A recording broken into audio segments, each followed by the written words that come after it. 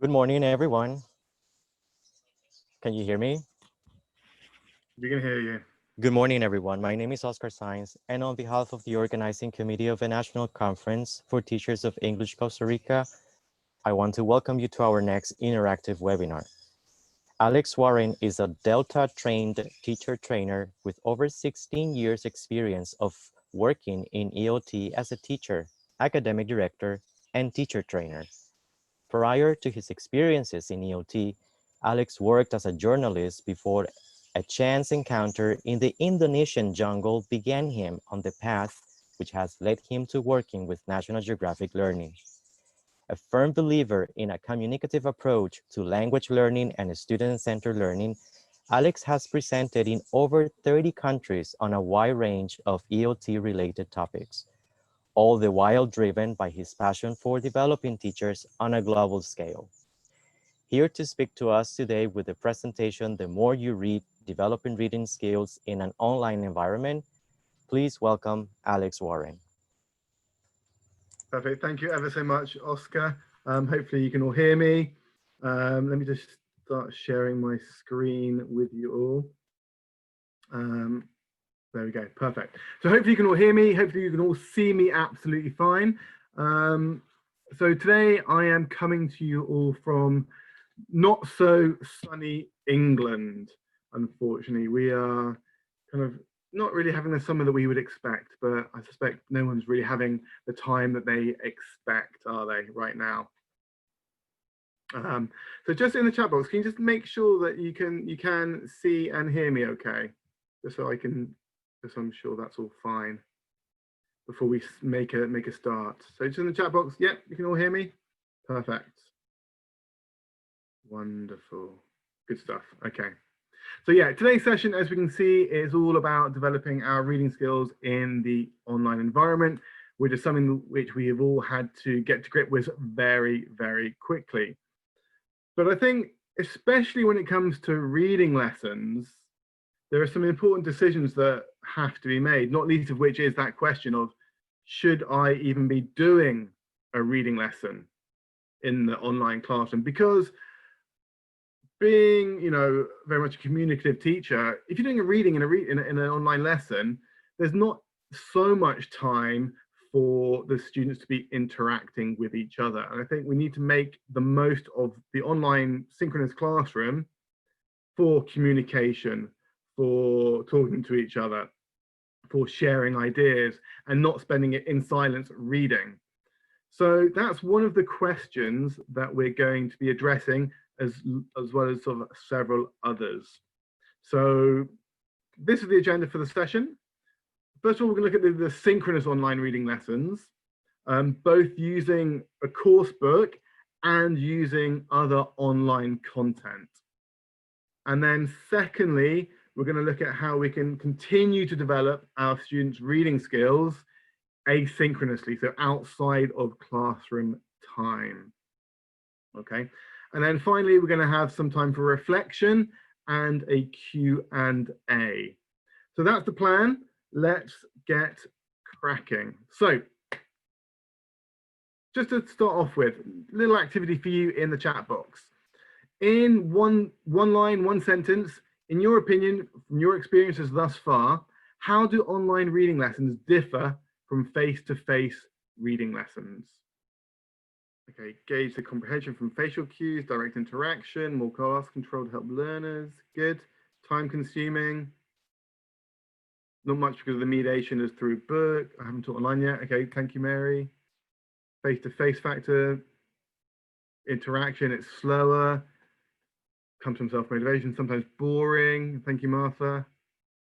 Students get more tired due to screen light. Yeah, it's true as well. Reactions won't be the same, no feedback, easy to translate, boring, exactly. So I think there are definitely differences because of course you are in the online environment. But actually, that said, the actual structure of a reading lesson, an online reading lesson, doesn't actually differ that much from face-to-face reading lessons, especially if you're teaching through a course book, through an ebook or a classroom presentation tool. So fundamentally, we don't have to change a huge amount. But like I've alluded to already, what we might need to be more careful about is what we're doing in the online classroom as the restrictions are likely to be greater. So as a result of that, therefore, it's more of an idea to make sure to ensure your students do some or all of the reading at home. Because let's face it, reading is, generally speaking, an individual pursuit. Not always, but generally. So we have to consider that. But actually, we also have to consider that reading is more than just a physical act of reading. It's also reflecting on what we've read. It's having an opinion about what we've read and sharing that opinions with our classmates. Okay, so there are kind of two elements we need to consider of what we want to achieve. Therefore, the big question is to flip or not to flip the online reading question. And there are various factors which are going to help you to make that decision. You know, first of all, the advantage of the flipped classroom with a reading lesson is, of course, that it gives you more time for communication. Because let's face it, your students, the chances of them speaking English outside of class time are probably relatively low, depending on the student and the environment in which they're in. Conversely, though, the online classroom is the place where they're going to get to speak English more than at any other time in the week. Therefore, the temptation to flip it is very, very strong, or even not to do reading lessons at all in the online classroom. But I would kind of be a little bit wary of that, because I still think there is certain qualities and certain reasons to do reading lessons online. But look, let's first of all think about what we have to consider when teaching online. What do we need to take into account when planning a reading lesson and deciding whether or not to flip it or not? So once again, in the chat box, I like to keep my webinars interactive to keep you engaged. What do you think needs to be taken into account when planning an online lesson? Or sorry, an online reading lesson, I should say. And whether it should be flipped or not. What do we need to think about specifically in terms of planning? Okay, perfect, Yasmin. Of course, students' level is absolutely vital. Interest of the students, level of the students' reading skills, good. Prior knowledge, time, good, Yinef. Internet connections, age, if it's, good. The purpose, good, Natalie. Visual aid, student interests. Materials, appropriate materials, thank you, Carlos. Gilberto, yeah, topics, level appropriate, perfect. Time, great. Edwin, materials, time, students, level, topic, others. Great responses. Pretty much everything that I've got. So great job. So yeah, of course, I think first thing we need to consider is the age of the learners. Because realistically, can we expect learners of a younger age to do their reading homework before they come to class? Certainly with young learners, I would question that. So there's going to be sort of a cutoff point where we think, okay, it's acceptable to get our students to do the reading before the lesson. I would suggest kind of that kind of secondary sort of age, or let's say 13, 14 as a cutoff. Of course, the level of the students. If they're beginner level, elementary, potentially even pre-intermediate level, do they have the skills? Do they have the ability to do reading by themselves at home without the support of the teacher? Okay, every student's going to be different, but arguably I would suggest it's more beneficial to do reading lessons online with lower level students in their entirety. Whereas at higher levels, they have the skills, the abilities to deal with reading outside of the classroom. Thirdly, kind of linked to both of those, the amount of teacher support needed. How much support do you have to offer? How much do you need to help and assist the learners with going through the activities? And something that nobody mentioned actually, interestingly, was actually the length of the text. If a text is over a certain length, then of course it's going to take longer to read. And if students are spending too long in class reading, it's going to become a very passive environment. and lots of silence. And I think that's probably a negative impact on the lesson as a whole. So you need to think about how long the text is that you want the learners to read. Then also, of course, connected to that is the length of the lesson. You know, if you've got a 45-minute lesson, you don't want to spend 20% of it in silence reading. 60-minute lesson, you might have more time and scope for that. So that has an impact on whether or not you will read the lesson or read the text in class or not. And then finally, you've got to think, how is my lesson time best spent? What are my priorities? What are my goals for this lesson? Right? So we need to be a little bit careful. And when we're looking at our course book, we've got our reading lesson, we think, okay, what can I do in class? Or what should be done in class? What's best done in class? What can be done at time? What can be done at home time? So a number of things to consider. The last one I think is really important is that focus. What is the actual purpose of the lesson? Is it to develop a specific reading skill? Is it to look at developing vocabulary?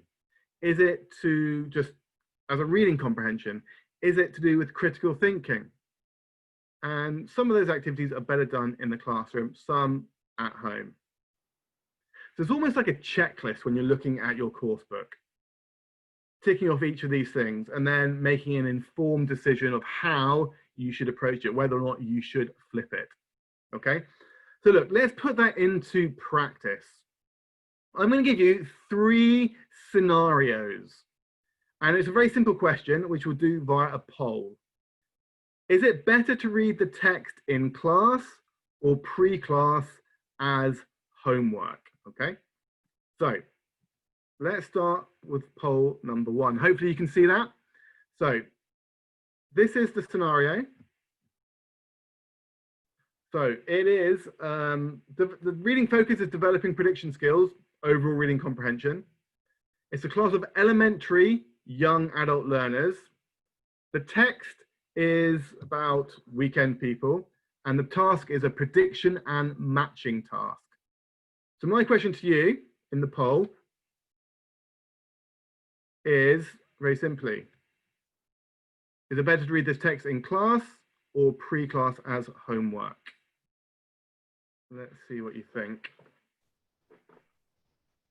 And I should say there is a right answer, but there are arguments for both. Okay, so if you don't get it right, then that's fine. This is purely my thoughts and opinions. Okay, Deborah makes a really good point. It depends on how likely they are to do the work pre-class. I would suggest that we revert back to our sort of criteria on whether or not they're age appropriate, level appropriate, how long the text is, etc. But also about the purpose of the lesson. Okay, I'm going to end the polling there. So we can see, hopefully you can see that 72% of you said that it should be done as pre-class homework, which is interesting. For me, I would actually do this lesson in its entirety in class. So the 41% who said that. I agree with you because, first of all, we're looking at the level. It's elementary, they're low level. It's also doing a predicting task. It's a particular skill. And thirdly, it's quite a short text. Okay. So from that point of view, I think it could be done in class. That's not to say it shouldn't be done outside of class, but I think for me, I would look at it and think, okay, I'll do this one in class. Okay, let's look at scenario 2. Same question. So this time, the reading focus is understanding cohesion. It's for a group of B2 learners preparing for Cambridge First. It's 2 paragraphs from a longer text. And they have to identify examples of reference words and examples of substitution. So let's do a new poll. Again, decide whether you think that's better done pre-class or in class. Look carefully at the scenario. So understanding cohesion, B2, 2 paragraphs, reference and substitution. Okay, it's pretty even, I have to say. It's currently 54, 57 against 43. Is it going to even itself up? Hold that. So there we go. It's pretty even. So 54% are saying pre-class homework and 46% are saying in class. Okay. For me personally, I would approach this as an in-class activity because I think the aim, the task of identifying reference words and examples of substitution is something that students need support with. It's quite a specific reading skill. It isn't just reading comprehension. Therefore, it needs support of the teacher. Also, because it's just 2 paragraphs from a longer text, it's not going to take up a huge amount of time. Plus, I think it's an activity that you get students to do together in an interactive, collaborative way. Okay, let's look at one final scenario. Scenario 3. So this time it is focuses identifying opinion and summarizing. A class of B1 adult learners, 2 reviews of different cities, and the task is a jigsaw reading. Each student reads 1 city review, identifying the pros and cons before sharing the information. So again, I'm going to share a poll for you to decide which one or which scenario is better, or which is in class or pre-class. So the poll has ended. We, again, really close. 53 for pre-class, 47 for in-class. This was a bit of a tricky one, but for me, the reading activity is best done out of class because they're city reviews, they're potentially quite long, and learners need the time to read in detail, to analyze, to pick out the key details that they want to share. So if you were doing that in class, it would take quite a long time to read in the online environment. Also, I think the level and the age of learners is high enough to get them to do that pre-reading task at home. It allows them preparation for when they come to class to share their ideas. But it then allows the teacher to look in detail at language used, which can be used to show opinion, connotation, use of adjectives, identifying tone, etc. But that's just my opinion. You might argue it a different way. That's fine. It's just, I think, the purpose of those 3 tasks was just to get you to think more objectively about, okay, how can I approach this in the classroom? But at the end of the day, you know your students best. You know what they're capable of. You know how your class time is best spent. For me, I want to spend my class time in as much collaboration as possible, as much interaction as possible, because that's what they need, and it cannot be done outside of the class. So really, I think the thing to remember is purpose. What it will come down to is purpose and what your goals are for the reading lesson. Because an online reading lesson should never ever be just a reading comprehension. I've observed so many lessons in the real world classroom where it's just a reading comprehension and it's not very interactive at all. In fact, you can argue it's quite boring, and students have said to me, we could have done this at home, and they're absolutely right, they could do it at home. A reading lesson needs to be more purposeful, especially in the online environment, okay? So for me, yeah, general comprehension questions, more often than not, can be done at home. We can then use the text in class for focusing on very specific reading skills that need specific teacher support and development, okay? So for example, what specific skills are we talking about? These kind of things. Skimming and scanning, understanding reference, understanding main ideas, understanding words in context, understanding purpose, summarizing, inferencing, applying information, synthesizing, note-taking, using graphic organizers. These all make reading a little bit more interactive. It needs teacher input, teacher support. Now, of course, you could argue that the teacher could give this support outside of the classroom. They could record a video explaining how to understand purpose of a text, how to summarize. but I think it's probably, for me, better done in the classroom. Especially, those which require more critical thinking. So we're going to look at that in a little bit more detail now with an example lesson, which, we're going to imagine that we're teaching. So here we've got a lesson all about a caffeine-fueled world. I'm not sure how the Costa Ricans feel about their coffee, but I'm pretty sure they are big coffee drinkers, right? Are you big coffee drinkers? Let me know in the chat box. Okay, someone made a really good point there, which we'll come back to later, Gianna. We'll answer your question. Yeah, yes, you're big coffee drinkers, of course. So it's an interesting article anyway. So look, let's imagine that we want to teach this lesson, and it's for an intermediate class. So B1, B1 plus. And I think just looking at the text, we might decide that it's quite long, even though it's for an intermediate class. But actually, you know what? It's something that we can get them to read initially for those comprehension outside of class.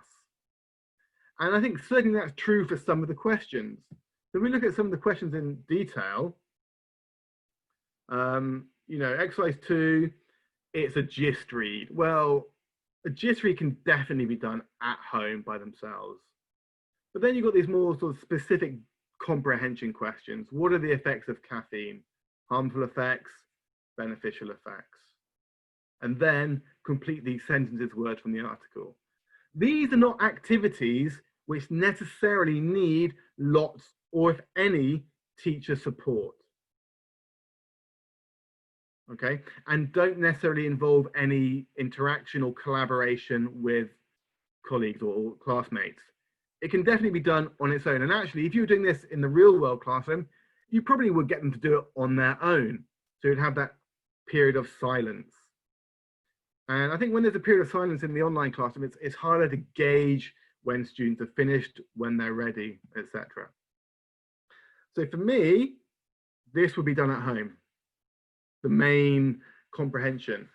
But reading isn't just reading for comprehension. Reading is also reflecting on, reacting to, giving an opinion on what you have read. That is still reading, or a part of the reading process. And actually, if we look at this particular lesson, there's still plenty within it that can be done and should be done in class. So look, let's assume that our students are good students. They've done their homework, they've read the article, and they've answered these 3 sets of comprehension questions. What's left for in class? Well, plenty. So like I said, there needs to be, like with any lesson, a need to reactivate that schemata. Like I said, part of reading is also showing our understanding of it and sharing our reactions. And for me, that's a perfect way to start a reading class. So it's a simple case of providing input questions for our students in breakout rooms, in pairs, in groups, to share their opinions on what they've read. So for example, first of all, what do you remember about the article? What did you find most surprising, most shocking, most interesting, and why? Do you agree with what the author says? Why not?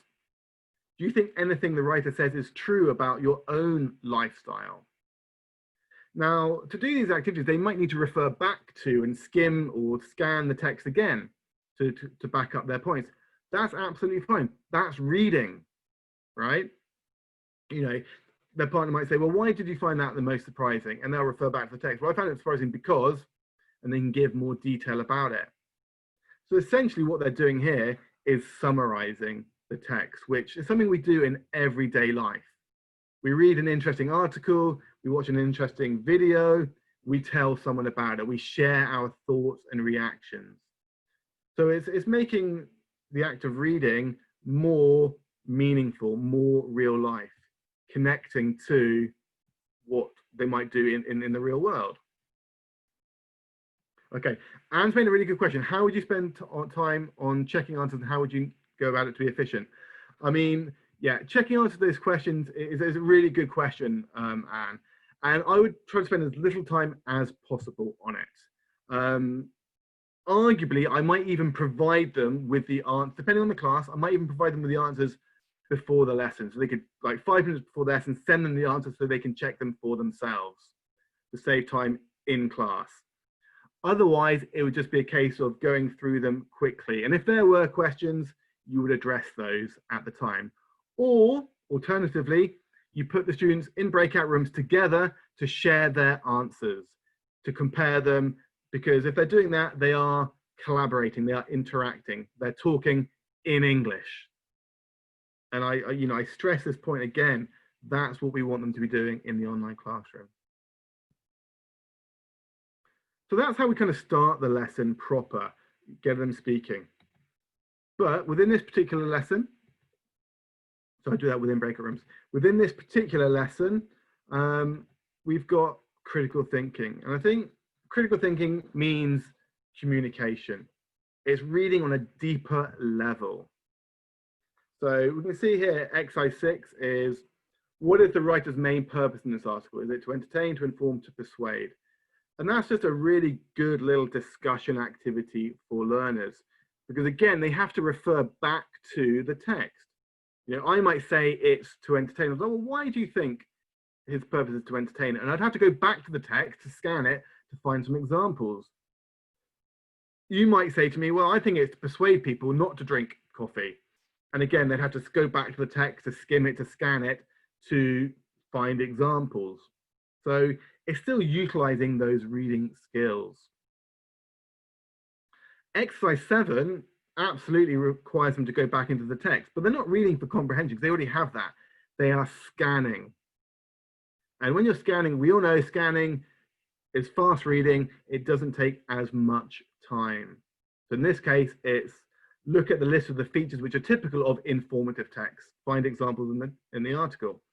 And I'd argue that I would actually do this in pairs again, working together, because it makes it a faster process for them. And again, it's collaborative, it's communicative. And then you bring it back as well. Work in pairs, discuss these questions. Do you think the writer is successful in his purpose or his or her purpose? Did you change your ideas about caffeine after reading the article? In what ways has the article influenced your opinion of caffeine? So, like I said, you know, these can all be done in breakout rooms, and the reading process is not just the physical act of reading it, it's everything that comes with it. And that might also include some vocabulary work as well. So, for example, with this particular lesson, we have a word focus section on so. Now, depending on how long your lessons are, you might want to do this in class, but equally you could do it as post-lesson homework, or if you really want to do it as pre-lesson homework. But I think when you look at an activity, you think, okay, how can I exploit this? How can I adapt this so that it is more communicative, more collaborative? So exercise 9, look at how so is used in the article. In which sentence can it be replaced with so as a result? Again, that can be done as a class, talking to each other.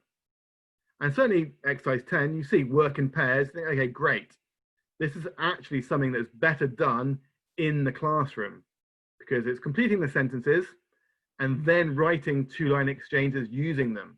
So it's collaborative. So for this particular activity, I would put students in pairs in breakout rooms, and they would spend 5-10 minutes writing their sentences, role-playing their dialogue, their mini dialogues, their exchanges, practicing them before coming back to the main room. And then the teacher can ask each pair to role play, to act out their exchanges. And the teacher, the classmates can comment on them then as well, giving feedback. Now, granted, every lesson's slightly different. So you need to analyze it specifically on what works and what doesn't work. Hang on, do we know if it... Yeah, Zoe's asked a question there about breakout rooms in Microsoft Teams. It is possible, they're not called breakout rooms. You need to set them up prior to the lessons, okay? It is possible, but it's not as easy as with Zoom, okay? Okay. Moving on in this lesson as well. You know, I think the great thing about all National Geographic Learning titles is that pretty much every reading lesson, whatever the title is, whichever course it is, there's going to be some kind of speaking activity or extended speaking task within it. So here it's all about slogans, and then you've got these small group activities. These things are typical of 24-hour society, discuss the questions. So it's using the reading as a springboard for follow-up work, but all the while referencing back to that initial text. Okay. And again, you would use breakout rooms for that, or alternatives within Teams or Google Hangouts or whichever platform you're using. I just want to share with you a couple of really nice, simple activities that I like to use with Zoom, when I'm teaching with Zoom. And it's basically, it's a scanning treasure hunt or a word hunt. It's quick, fun activity that students can do really, really quickly. So this is how it works, very simple. I'm going to give you a word in the text, and I want you to scan the text for that word. And when you find it, I want you to write the word that comes directly before it in the chat box. Okay, so I don't want you to write the word that I tell you or tell me where it is. I want you to write the word that comes directly before it. So here we go. You ready? The word I want you to find is sunset. Sunset. So find sunset, and what is the word directly before it? And write it in the chat box. Okay, well done to Franny first there. And Nicole second, and Annie third. Great work. It is following. It is, oh, yeah, right there. Following sunset. Okay, we'll do another example. See how good you are. Okay, the next word I want you to find is chocolate. Chocolate. What word comes before chocolate?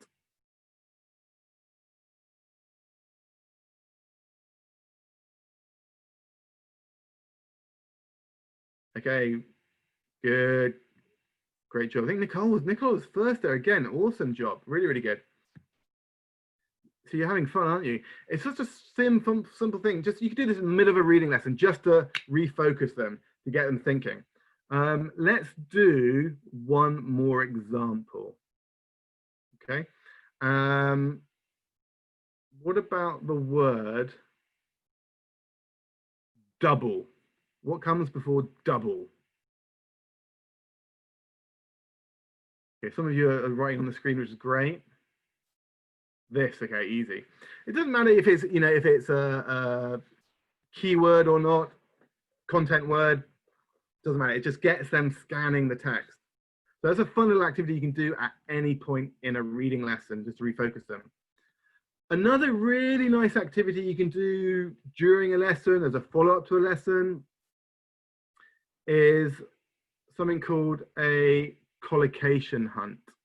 Again, this is kind of just to revisit the text at the end of a lesson to get them sort of scanning again.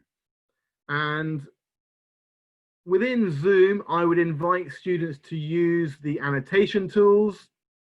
I'm not sure I can do it with nearly 330 of you, but I would ask them to read the text and to highlight or underline as many collocations, word partnerships that they can find as possible.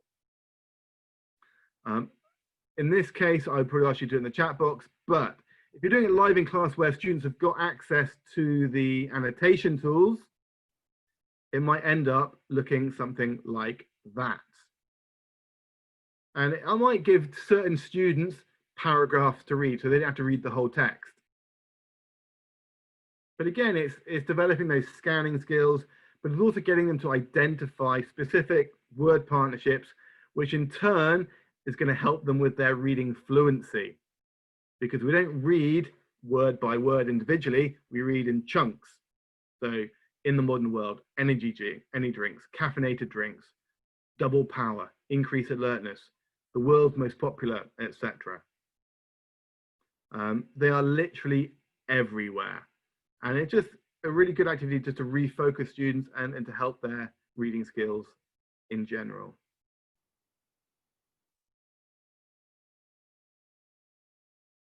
So like I said, you know, with Zoom, you can get them to underline it. Or if you're not doing it in Zoom and they don't have that annotation tool, you can just get them to do it in the chat box. Okay. I also want to look at briefly, so that's kind of teaching online reading with the course book. But I also want to investigate or look into in-class reading using the online environment, okay? I.e. the internet. Because if you're teaching online, they have access to the internet. But interestingly, research suggests that online reading requires a different set of skills and strategies than offline reading in terms of like magazines, course books, etc. And these different skills and strategies are required because online reading is frequently information seeking, guided by the reader. And it's also non-linear because readers are following a series of hyperlinks and navigating through the pages through multiple windows rather than reading something from beginning to end. Therefore, there are different skills which are required for successful online reading. You know, the ability to formulate appropriate questions, locate reliable information, and evaluate and synthesize that information. But also there's lots of different text types online, accompanied by a range of different multimedia, video, image, sound, and so forth. So how can we do this in class? Well, let's have a look at some activities. And one of my favorite ones to do is a reading race. Okay, because let's face it, doing reading as a race makes it competitive and it's going to help your students develop those skimming, scanning skills which you want them to develop. So how does it work? Really simple. Let's say I'm doing this lesson all about Bill Gates and I want to just do a little warmer to that to get more information about, in this case, Bill Gates and what he does. So I would prepare some questions on the topic which I'm covering, right, as opposed to sort of grammar and vocabulary, it'd be topic based. And I'd have these in a Word document ready to paste into the chat box. And I tell the students that they're going to do an online reading race for which they need their scanning skills. And I tell them I'm going to put a question in the chat box and they must navigate out of the page into the online world and find the answer online as quickly as they can. And when they find the answer, they type it in the chat box. Now, what's important here is that you can't just ask a question that they type into Google and it pops up on the front page of Google. It needs to be a little bit more in depth than that, where they actually have to go into an article or Wikipedia or wherever to find the answer. So look, let's do this as an example, okay? So I'm going to ask you a question. You need to navigate out of Zoom into your browser and to find the answer to the question. Let's see how this goes. So this is the question. What and when was the first TED Talk that Bill Gates gave? So navigate out of the page, go online, find the answer. And when you found it, pop it into the chat box. Let's see how good you are at internet navigation. Okay, good. No one's found it yet, which is good because it means that you haven't just been able to type the question in and Google gives you the answer. I know this because I've done it myself. I fact checked it. Okay, good. Are you sure? We've got a couple of different answers there. Some of you saying 2010, some of you saying 29 or 2009 or 2009, 2008. Okay, good. But what was the talk? What was the name of the talk? Well, there's lots of different answers here, you see. Some of you are wrong. So we've got years, but I also want the name of the TED Talk. What was it called? It wasn't Innovating to Zero because it's not the one that's on the page there. That was actually a later one. I think that one, Innovating to Zero, is like 2014, I think. Okay, Deborah Healy has got the right answer. Mosquitoes, malaria, and education. But I don't have a year. Well done, Paula as well has got the right answer. Maita. Okay, yeah, the answer's not in the page. You have to navigate away from it. Okay, so that's the answer. The answer was mosquitoes, malaria, and education. and it was presented in 2009. So hopefully you can see the worth of that kind of activity. Just takes them out of the course book into the real world. And that's the key thing. It's real world, the kind of internet search they might do on a daily basis for themselves. But you bring it into the classroom, it makes reading motivational. It makes it fun because it's a competition. It's the real world. It's not just the English language course book which you're reading. So good, yeah, fun little activity. But you could also do it with specific texts, okay, within a specific web page. So you might share a web page with your learners in the chat box and send them to it and then drip feed them questions. So we've got this reading here from World Link, all about modern health problems. I found an article online which is similar, Secrets to Long Life, according to the oldest people in the world. And so essentially it's an alternative reading, but you're only really reading it for scanning skills, information finding. But of course, there's something you have to consider. You need to make sure that the material is appropriate for your class, not just in terms of difficulty and level, but cultural appropriacy and also age appropriacy, and also length to an extent, depending on the level. So let's say you found a really nice article online that you want to use for your scanning task, but you need to make sure that it's kind of the right level as well. So how can I do that? So there's a really nice website which you may or may not be familiar with called the English Profile Text Inspector. This website is super, super cool. What it does, it evaluates words by level according to their meaning. And you essentially, you copy and paste the text that you want to use into the text inspector. You then press enter and it gives you an analysis of the words in that text. So we can see this text I've put in there about the oldest people in the world. 60% nearly of them are A1 level. A2, B1, B2 are sort of similar. Let's say 6, I don't know, well, let's say 7-8% maybe. Unlisted is generally going to be like names and places rather than specific words, okay? Which is why it comes up quite high. So we can see there C1, C2 is quite low. So straight away, we get a really visual idea of, yeah, this text is appropriate for my B1, my A1, A2 class. And if you scroll down as well, it also gives you more specifics about it as well. So we get the text with each word highlighted in the color of the level. So you get a really clear idea of whether it's appropriate. So I'm not sure if any of you have seen that website before, but I really recommend it. It does have a word limit of 500 though, okay? 500 is the limit. But you could do it in stages, like paragraph 1, paragraph 2. So it's a really cool website. Okay. And then you go back to it and then you do it as a reading, as a skimming, scanning, reading. Okay, so look, that's kind of developing reading skills, doing reading lessons in the online, live, synchronous classroom. I also want to spend a little bit of time talking about the asynchronous classroom. Another time, another place. Because let's face it, students aren't only going to develop their reading skills by reading in the classroom. They need to be reading as much as possible outside of class time too. But we can't just say, oh, do some reading. We cannot expect students just to read for themselves. They need to be poked. They need to be prompted to do so. But actually, in an online environment, it's really easy to do so. They're more likely to read something online than in a printed course book or in photocopies or whatever, right? And actually, the online environment is extremely rich with content. Magazines, newspapers, comics, graphic novels, blogs, memes, interactive fiction, social media. The list goes on and on.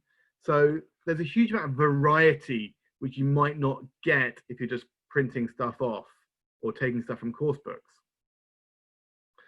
So how can we encourage and facilitate online reading outside of class time in the asynchronous learning environment? Well, I think the first thing to consider is that we can do sort of pre and post reading within the class. So let's take, for example, that our topic for this week in our course book is all about the environment, the changing planet. This is from World English Level 3. And the photograph in itself is an awesome photo, and sort of conjures up lots of emotions, reactions. But what I would probably do with this is, knowing that I was doing this unit with my students, the week before, the weekend before maybe, I would send them a number of links to articles connected with the theme of the unit. Perhaps a news item on climate change, an article on attempts to counter deforestation, whatever. Now, these links could be sent via email, using an online environment like a class blog or a Padlet or Moodle, or if you've got a class Facebook page, Facebook. And I would not make it compulsory. I'd say, look, we're doing this unit on environment next week. It would be a good idea. It's going to help you in class with ideas to read these beforehand, if you've got time. And I always find if you give students choice, then they're more likely to do something. You know, you might give them 5 articles that they could read. If they read 1 or 2 of them, that's fine. It's giving them ideas, because we all know that one of the reasons students don't like talking in class is because, not because they don't know how to say something, it's because they don't know what to say.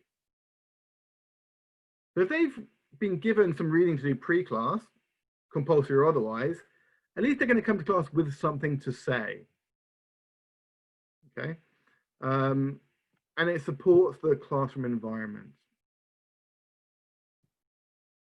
And again, you can check the appropriateness, the level of it, using Text Inspector. What you could then do as a kind of a follow-up activity to that is to use blogs or Padlets, discussion boards to get their reactions. You could post questions on there, and they could react to them in an online environment before coming to class and discussing it orally. But you know what? Online reading comes in lots of different shapes and sizes.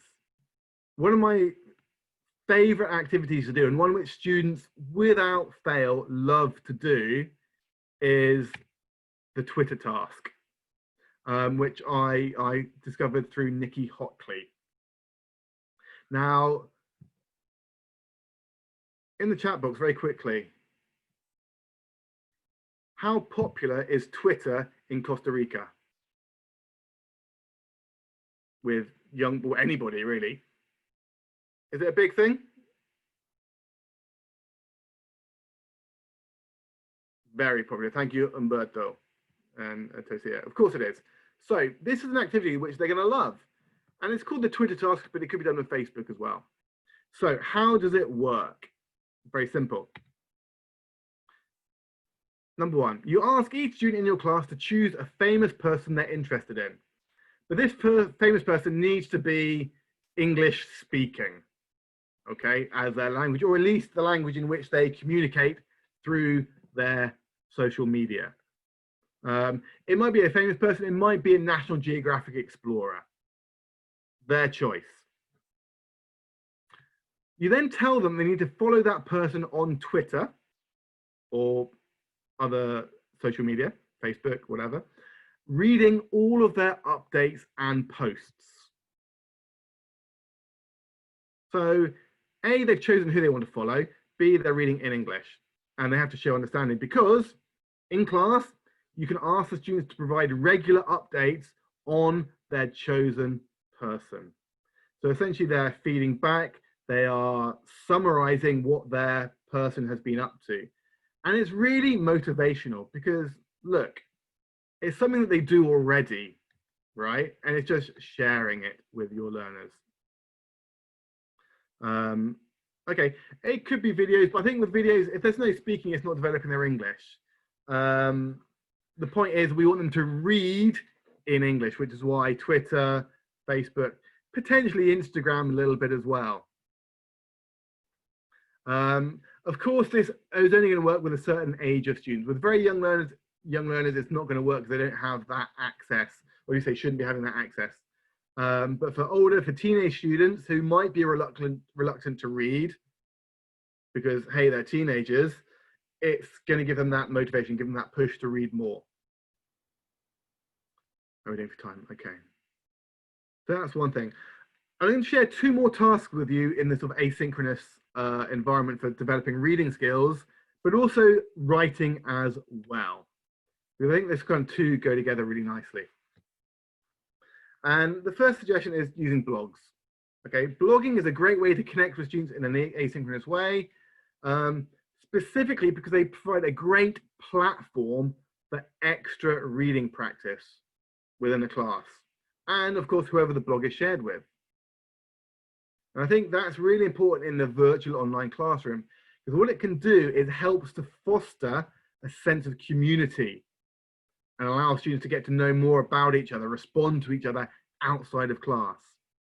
You know, especially in this time of lockdown where we're not seeing our friends, but we can still communicate with each other, reading each other's blogs. But there are 3 different types of blog we can use as a teacher in the online classroom. Number 1, the tutor blog, which is essentially the teacher's blog. They're in control, where they can set assignments, give course information, set additional reading tasks to prepare students for classes like we saw. Or alternatively, the teacher may choose to write about his or her life, sharing reflections about themselves, what they've been doing, breaking down those barriers. Because personally, I'm really of a strong belief that the more connections you can make with your learners as a teacher, the better it is for the classroom experience. You want them to see you as a real person, not just as a teacher. And you know, some of my most memorable lessons with my classes are when I've been telling them about my life and they're asking questions and they're genuinely really interested. And it helps to make that connection. Secondly, you've got the class blog. It's a shared space where teachers and students can contribute and write.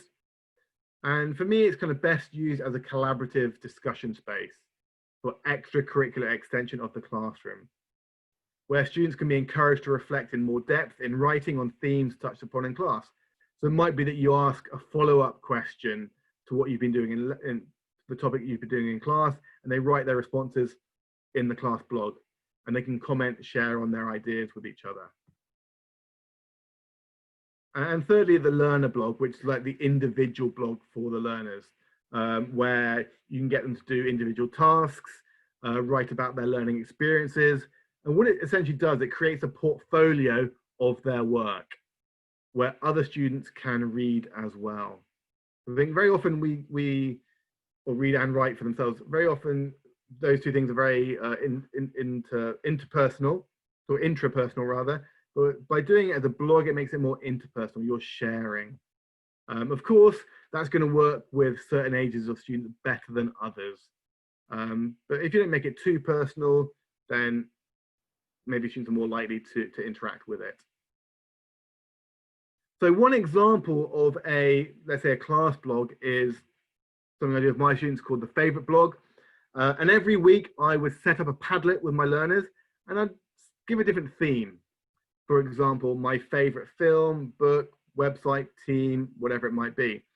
And I would ask my students to write a short paragraph talking about their favorite whatever. So over the course of a week, all the students write their little paragraphs, but they're also writing or reading about each other's, and they can comment on or rate them on what has been said. So it makes it really collaborative and communicative. So yes, they're writing, but they're also having to read each other's work. And it gives them more it gives them more agency about what they're doing, but also gives them more responsibility. It's nice to see what your other classmates are up to, what they're interested in, right? And it doesn't have to be overly personal. If you don't want it to be, you can change the themes. But that's something that I do with my classes, and they really enjoy it. Because like I say, it helps them to learn more about each other. And yes, they're practicing their reading and their writing.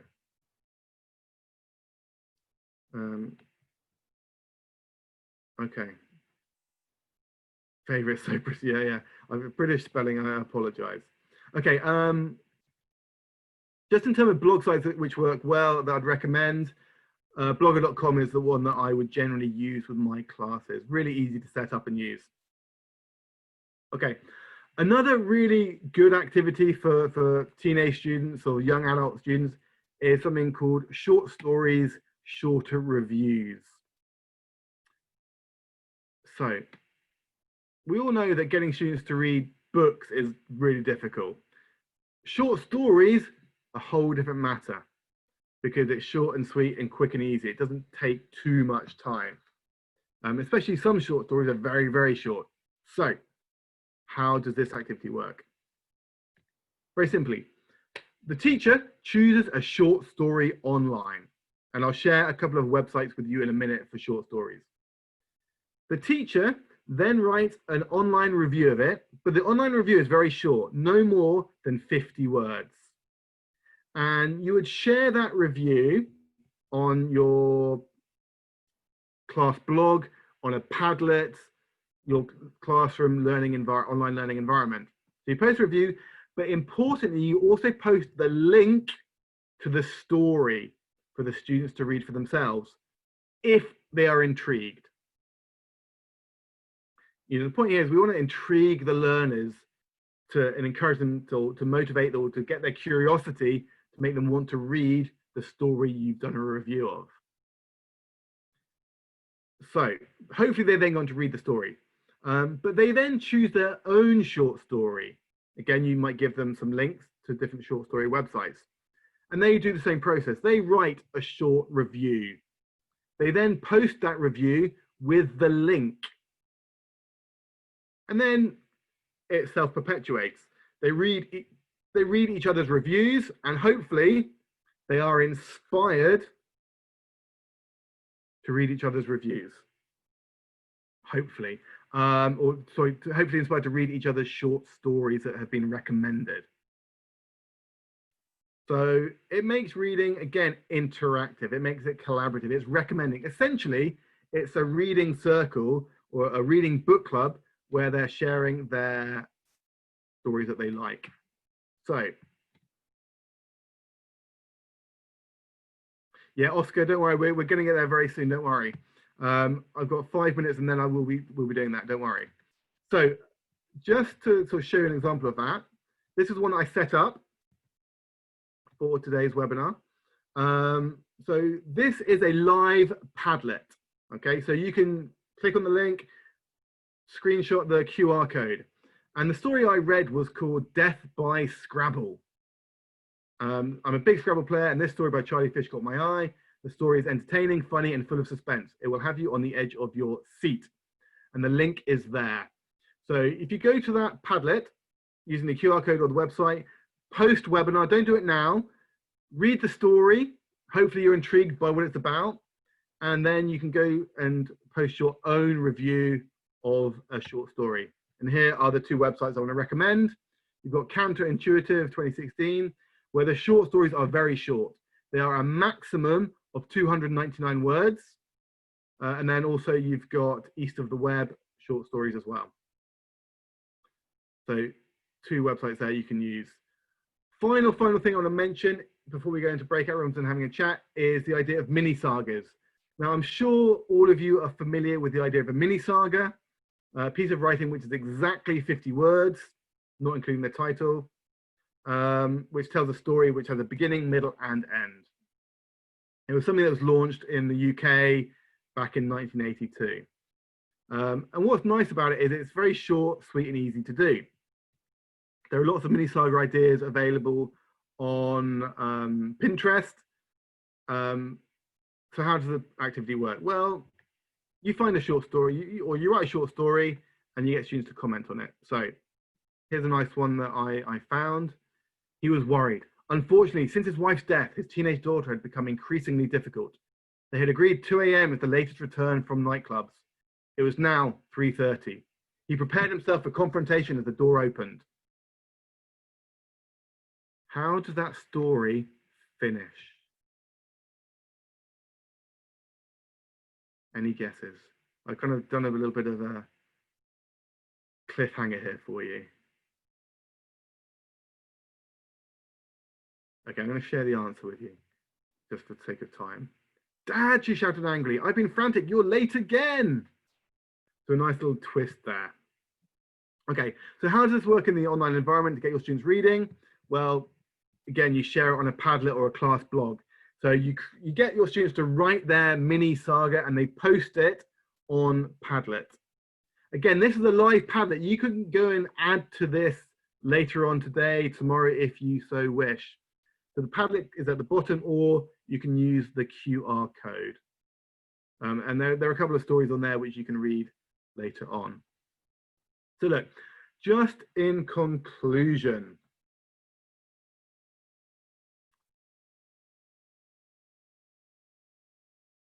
the same basic principles for teaching face-to-face reading lessons apply to the online lessons.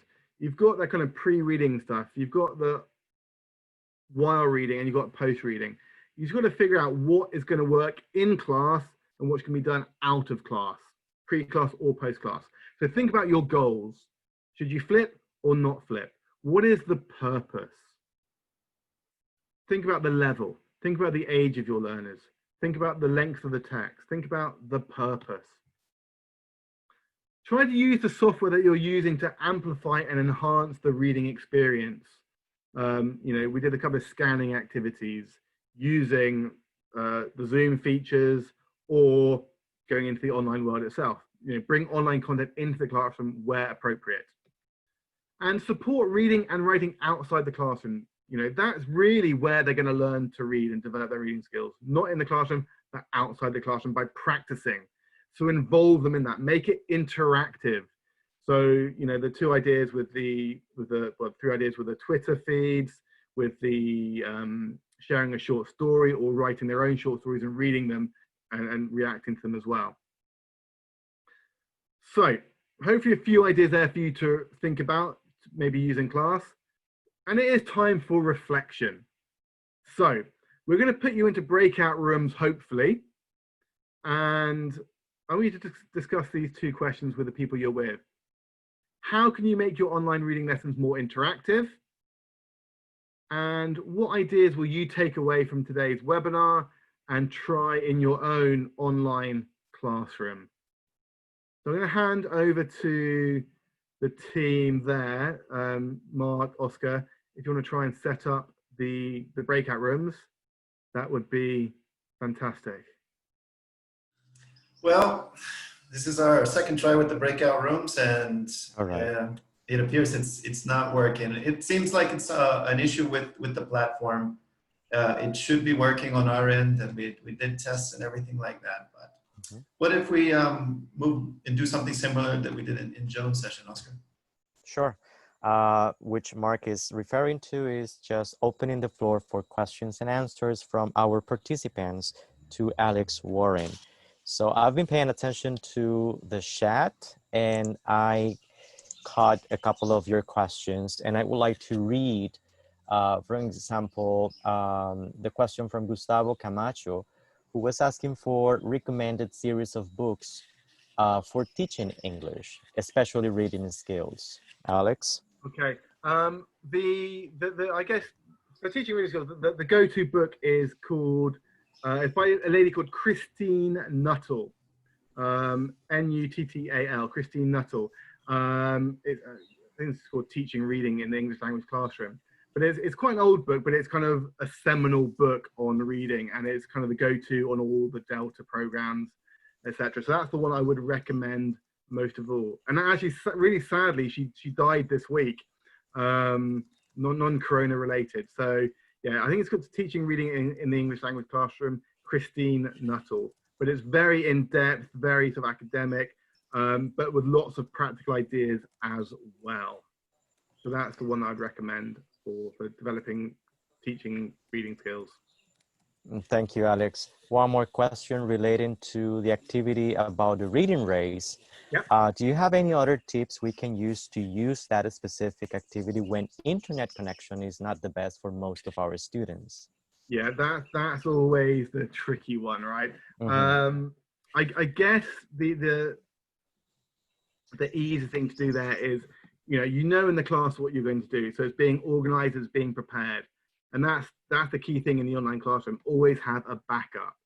So what I would probably do with that is pre-class, I'd have copy and pasted the text into a Word document, and potentially I might send it to them pre-class so they can download and have it, or I would provide it in the Zoom room or Teams room as a document, or share it on Google Drive so they can just access it easily. So that it's not like a live web page, it's something they can download and have physical access to. It's not quite the same because you don't have all the other features of being online, but it's kind of possible. Something related to the asynchronous reading.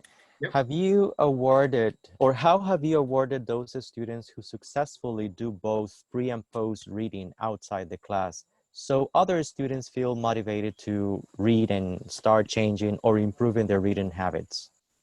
I mean, I think that the results of doing the pre-class and post-class reading are incredibly apparent in the lessons, because they are the students who are contributing. They're the ones sharing ideas, giving opinions. And just by that, you can see it's far more beneficial for them. So it's making students aware of the benefits to them within the actual class time. So it's like with anything. If you want to maximize your time within an activity and to take advantage of that, you do the pre-work and you'll see the benefits going forwards. In terms of, how the teacher can facilitate that, yeah, of course, highlighting the advantages, praising those who have done it will help. But at the end of the day, if students don't want to do it, then they're not going to do it. And it will result, it'll be evident within the classroom environment. And that's true of the online classroom as much as it is of the real world classroom. You don't want to shame them, but you want them to interact. And if you can highlight the advantages and how it's going to improve their English, their speaking, their reading, whatever it might be, then hopefully that should be motivating enough. Now, depending on the environment you're working, you might want to have a system of stars or ticks or rewards, but I question how effective those can be with certain students. No doubt your session has been very, very interesting to most of our participants. And so we have a lot of questions in the chat right now. Yeah, one question is it useful to use web magazines and newspapers online to call for the attention and consequently the participation of the students in reading and writing? Yeah, absolutely, because those kind of things can be age appropriate, for sure. I would recommend that and promote that to them. But of course, if there's any cost involved with that, then there's going to be more reticence to do that. So I think if you're going to do those kind of things, they need to be free access for learners. But also, relating back to the point about internet connectivity, they need to be able to download them as well, to have a downloaded copy. Because, if they're on a bus or whatever, wanting to read it, then, and you can't trust the internet, then it's good to have that hard copy, not hard copy, but downloaded copy of it. And also, there's probably more of age appropriate content there for them. And that in itself is motivating. You have to think that whatever you're giving them, where possible, in the asynchronous learning environment, has to be something they are interested in. And that might be sharing different things with different students. You know your students best. So if you know that certain students are into a particular type of music or a particular kind of films or fashion, you're going to personalize it as much as possible in that respect, just as a general reading. Of course, if you're focusing on the particular content of a lesson or a unit of work, then there's less flexibility there, but you can still use websites which are written for that age group. There's going to be websites about, let's say, recycling in the environment aimed specifically at teenagers or younger learners and adults. So you don't give them adult content, you give them age appropriate content. They're more likely to read it. All right, so thank you for your answers, Alex. Right now, we're gonna give our participants the opportunity to make a comment or make a question directly using your microphone. So for doing so, I would like to ask my host, Mark, to let me know who's raising the blue hand using the application of Zoom, so we can give that person the floor. Excellent, I'll do that. So you can actually raise your hand by using Zoom, so we can just see some blue hand for us to know who wants to speak. Okay, we have Ellen Vega. Mm-hmm. You would like to unmute yourself, you can say something. Sure, go ahead, Ellen.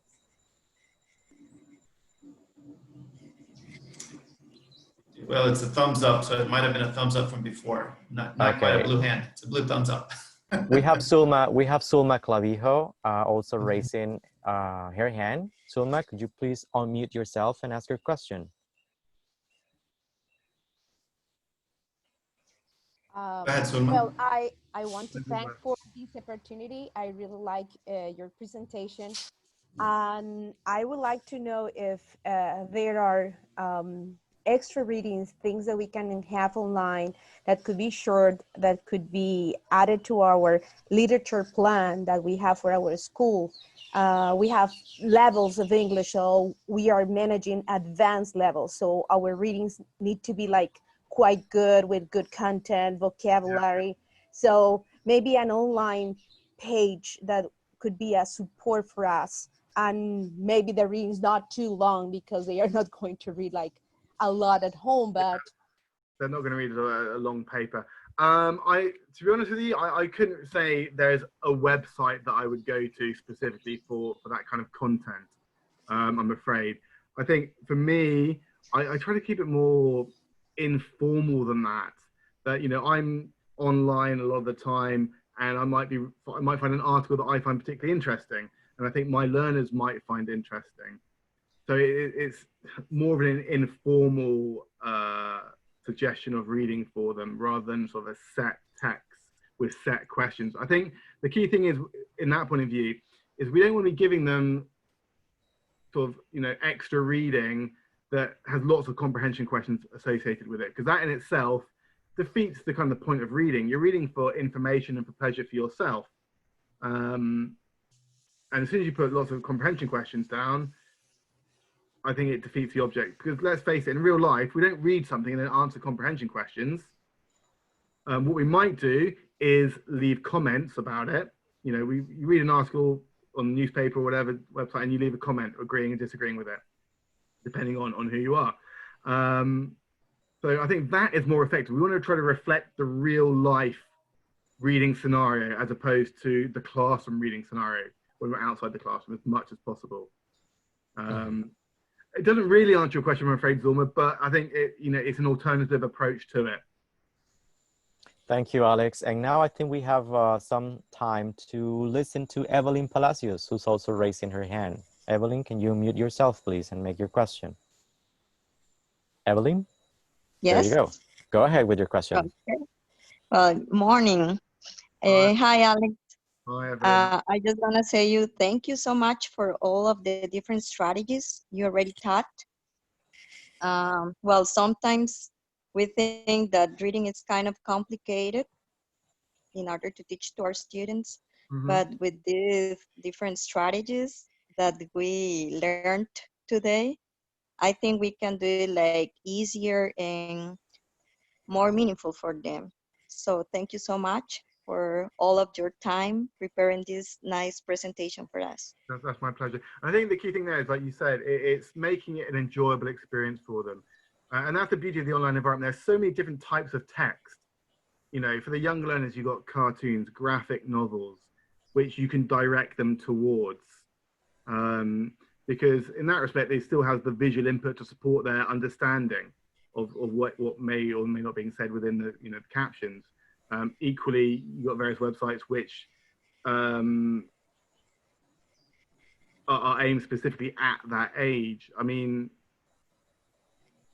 so in the UK, we have like we've got the BBC website. There's also like a junior BBC website where they can read articles written at that level. It makes it more accessible for them, more meaningful. So yeah. Thank you, Evelyn, for your comment, and thank you, Alex, for your answer. Now we have Edwin Alvarez. You're next. Okay, so we have more question here. Is there any website that Alex, can recommend us where we may find appropriate reading material for teenagers specifically? I mean, how long's a piece of string? I mean, there's so many options out there. But again, it just comes down to the point of whether or not you want it just reading for pleasure and just to develop those skills generally, or if you want them to have specific activities connected to them. You know, I'd always recommend like the British Council Teaching English website. There's always lots and lots of content on there if you want to give them readings which are chosen by teachers and have got appropriate activities connected to them. In terms of just general websites, it depends what they're interested in. There's so many things out there. I mean, one really nice website is the National Geographic Young, I think it's Young Explorers National Geographic, because it's National Geographic content aimed at younger readers. I get the magazines, the hard copies of the magazines for my children, and they love them. That's from young learners or very young learners to young learners to teens. So there's lots of great content on the National Geographic websites for that, because it's done at age appropriate groupings. But otherwise, it very much depends on what they're interested in. Like I said, fashion, music, film, technology, computer games, sports. All right.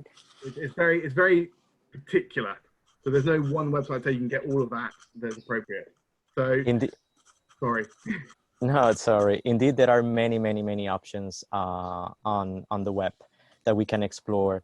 One of the most important questions that you had prepared for the breakout rooms that we unfortunately didn't have was the takeaways, referring to the takeaways after this presentation. I would like to give one more opportunity to one more person using the mic, while the rest can take advantage of the time and also type your takeaway, your personal takeaway in the chat room. So we can have two activities at the same time. So who wants to just share with us your personal takeaways after this presentation? And remember, the rest of you can use the chat to just refer to your personal takeaways as well. Feel free to open your mic. Yeah, be brave. I won't bite, I promise. Well, what if we try with Gabriela? She has her hand raised. So Gabriela, we're going to unmute you now. Go ahead, Gabriela. Thanks. Yeah, thanks. Can you hear me? Yes. Absolutely. Yes. Okay. No, but it's not a takeaway. It's a question, if I can ask. Okay. Do you know of like an extension or something to annotate PDFs? Like to have a reading and then it's like a PDF and they can annotate. I don't know, I'm thinking of, I don't know if you get my idea, like writing annotations next to a PDF. Yeah, and I know what you mean. I'm not aware of any websites that have that functionality. I'm afraid. So sorry. what do you usually use when you send like a reading and then they have to answer questions? And I mean, if I'm sending them links to read, I would not be sending them particular questions for it. I just want them. I might give them general questions. Okay, read this article and in email, say, and you know, what do you think is the most important thing, or what surprised you most, what interested you most? So having that kind of, they're reading for a purpose in some ways, because they're going to think, okay, there is going to be something interesting in here, or something surprising, something shocking, something that you didn't expect. Okay. And where did I send them? Where did they send you the answers to those questions? Oh. The questions we would probably just discuss in class, if I think that's appropriate. But it's really just their own reflection. It's the autonomy of those activities. I think when you're outside the classroom, very much so. It's like, or it's very much the case of, you know, if it's pre-reading stuff that you want them to read to prepare for the unit of work, and you say, okay, we're going to do this unit all about music next week. here are some articles you could read if you want to. And then when they come to class, they've got more to say. They've got more ideas, more opinions. So you kind of, you know, you might say to them, take some notes. They'll be useful in the coming week or the coming month or whatever it is that you're studying that topic. So it's not, what I'm not big on is pressurizing them to do specific things, because I want them to enjoy the process of reading. You know, the intensive reading can happen in the classroom, where we're looking at specific types of question and specific reading skills. Outside the classroom, you just want them to enjoy it, because otherwise they're not going to enjoy it. Thank you, Alex, for your answer. Well, we come to the end of this presentation, and I would like to say, Alex, that on behalf of the organizing committee of the National Conference for Teachers of English, Costa Rica, I want to thank you for your presentation today, for your willingness, your knowledge, your time, everything that you did to contribute to the success of this online event. So please, let's join together to give Alice a warm virtual applause. While you are applauding virtually, I would like you to take a moment to complete a brief survey and provide us with valuable feedback about this session. You can find the link in the chat. Mark is going to help me, sharing the link with you many times as possible. And while you are taking this survey, I would like to remind you of our next session. That is the challenges of creating teacher presence in the remote classroom. What makes a good online teacher? By Nick Pishy at 12 p.m. here, Costa Rica time. So we have 30 minutes before the next presentation. Alex, thank you so much. You want to say something else? Well, yeah, no, I need to reshare my screen quickly. I had a final quote I wanted to share with you, just about sort of teaching in general. So just bear with me. Hopefully you can see that. Can you see that? So, yes, we can. Okay, so that's a quote I want to finish with. Just remember that online teaching opens up new levels of creativity and opportunity. It's taking, I know it's a sort of strange time for many of us teaching online, but we need to take that opportunity and embrace it and try new things, do things differently, because in the long run, it will make us better teachers for when we get back to the real world classroom, okay? So don't give up, try new things. If it doesn't work, that's fine. You tweak it, you change it, you try again. But it's an opportunity to explore, to experiment. So embrace it as much as you can do, okay? Thank you so much, Alex. We learned a lot from you this time. Thank you so much. So everyone, thank you so much for joining us. Remember the survey. Thank you, and see you in the next session.